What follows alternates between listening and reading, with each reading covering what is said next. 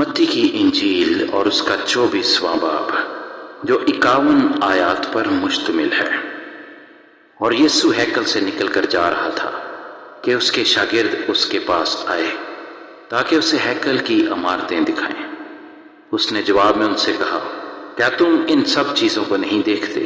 میں تم سے سچ کہتا ہوں کہ یہاں کسی پتھر پر پتھر باقی نہ رہے گا جو گرایا نہ جائے گا۔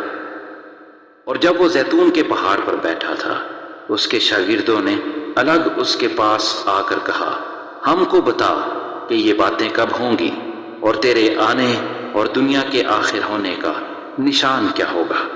یسوع نے جواب میں ان سے کہا کہ خبردار کوئی تم کو گمراہ نہ کر دے، کیونکہ بہتیرے میرے نام سے آئیں گے اور کہیں گے میں مسیح ہوں، اور بہت سے لوگوں کو گمراہ کریں گے، اور تم لڑائیاں اور لڑائیوں کی افواہ سنو گے۔ خبردار گھبرا نہ جانا، کیونکہ ان باتوں کا واقعہ ہونا ضرور ہے، لیکن اس وقت خاتمہ نہ ہوگا، کیونکہ قوم پر قوم اور سلطنت پر سلطنت چڑھائی کرے گی، اور جگہ جگہ کال پڑیں گے اور بھونچال آئیں گے، لیکن یہ سب باتیں مصیبتوں کا شروع ہی ہوں گی۔ اس وقت لوگ تم کو ایذا دینے کے لیے پکڑوائیں گے اور تم کو قتل کریں گے، اور میرے نام کی خاطر سب قومیں تم سے عداوت رکھیں گی۔ اور اس وقت بہتیرے ٹھوکر کھائیں گے اور ایک دوسرے کو پکڑوائیں گے اور ایک دوسرے سے عداوت رکھیں گے، اور بہت سے جھوٹے نبی اٹھ کھڑے ہوں گے اور بہتیروں کو گمراہ کریں گے، اور بے دینی کے بڑھ جانے سے بہتیروں کی محبت ٹھنڈی پڑ جائے گی، مگر جو آخر تک برداشت کرے گا وہ نجات پائے گا۔ اور بادشاہی کی اس خوشخبری کی منادی تمام دنیا میں ہوگی تاکہ سب قوموں کے لیے گواہی ہو، تب خاتمہ ہوگا۔ پس جب تم اس اجارنے والی مکروہ چیز کو، جس کا ذکر دانییل نبی کی معرفت ہوا، مقدس مقام میں کھڑا ہوا دیکھو، پڑھنے والا سمجھ لے، تو جو یہودیہ میں ہوں وہ پہاڑوں پر بھاگ جائیں، جو کوٹھے پر ہو وہ اپنے گھر کا اسباب لینے کو نیچے نہ اترے، اور جو کھیت میں ہو وہ اپنا کپڑا لینے کو پیچھے نہ لوٹے۔ مگر افسوس ان پر جو ان دنوں میں حاملہ ہوں اور جو دودھ پلاتی ہوں، پس دعا کرو کہ تم کو جاڑوں میں یا سبت کے دن بھاگنا نہ پڑے، کیونکہ اس وقت ایسی بڑی مصیبت ہوگی کہ دنیا کے شروع سے نہ اب تک ہوئی نہ کبھی ہوگی۔ اور اگر وہ دن گھٹائے نہ جاتے تو کوئی بشر نہ بچتا، مگر برگزیدوں کی خاطر وہ دن گھٹائے جائیں گے۔ اس وقت اگر کوئی تم سے کہے کہ دیکھو مسیح یہاں ہے یا وہاں ہے، تو یقین نہ کرنا، کیونکہ جھوٹے مسیح اور جھوٹے نبی اٹھ کھڑے ہوں گے اور ایسے بڑے نشان اور عجیب کام دکھائیں گے کہ اگر ممکن ہو تو برگزیدوں کو بھی گمراہ کر لیں۔ دیکھو میں نے پہلے ہی تم سے کہہ دیا ہے، بس اگر وہ تم سے کہیں کہ دیکھو وہ بیابان میں ہے تو باہر نہ جانا، یا دیکھو وہ کوٹھریوں میں ہے تو یقین نہ کرنا، کیونکہ جیسے بجلی پورب سے کوند کر پچھم تک دکھائی دیتی ہے، ویسے ہی ابن آدم کا آنا ہوگا۔ جہاں مردار ہے وہاں گدھ جمع ہو جائیں گے۔ اور فوراً ان دنوں کی مصیبت کے بعد سورج تاریک ہو جائے گا اور چاند اپنی روشنی نہ دے گا، اور ستارے آسمان سے گریں گے اور آسمانوں کی قوتیں ہلائی جائیں گی، اور اس وقت ابن آدم کا نشان آسمان پر دکھائی دے گا۔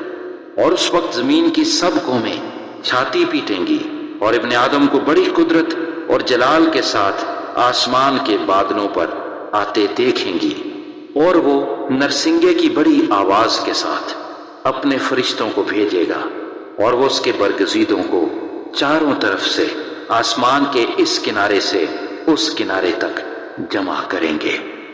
اب انجیر کے درخت سے ایک تمثیل سیکھو۔ جو ہی اس کی ڈالی نرم ہوتی اور پتے نکلتے ہیں، تم جان لیتے ہو کہ گرمی نزدیک ہے۔ اسی طرح جب تم ان سب باتوں کو دیکھو تو جان لو کہ وہ نزدیک ہے، بلکہ دروازے پر ہے۔ میں تم سے سچ کہتا ہوں کہ جب تک یہ سب باتیں نہ ہو لیں، یہ نسل ہرگز تمام نہ ہوگی۔ آسمان اور زمین ٹل جائیں گے، لیکن میری باتیں ہرگز نہ ٹلے گی۔ لیکن اس دن اور اس گھڑی کی بابت کوئی نہیں جانتا، نہ آسمان کے فرشتے، نہ بیٹا، مگر صرف باپ۔ جیسا نوح کے دنوں میں ہوا، ویسا ہی ابن آدم کے آنے کے وقت ہوگا، کیونکہ جس طرح طوفان سے پہلے کے دنوں میں لوگ کھاتے پیتے اور بیاہ شادی کرتے تھے اس دن تک کہ نوح کشتی میں داخل ہوا، اور جب تک طوفان آ کر ان سب کو بہا نہ لے گیا ان کو خبر نہ ہوئی، اسی طرح ابن آدم کا آنا ہوگا۔ اس وقت 2 آدمی کھیت میں ہوں گے، ایک لے لیا جائے گا اور دوسرا چھوڑ دیا جائے گا۔ 2 عورتیں چکی پیستی ہوں گی، ایک لے لی جائے گی اور دوسری چھوڑ دی جائے گی۔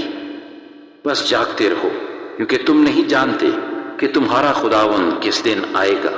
لیکن یہ جان رکھو کہ اگر گھر کے مالک کو معلوم ہوتا کہ چور رات کے کون سے پہر آئے گا تو جاگتا رہتا اور اپنے گھر میں نقب نہ لگانے دیتا۔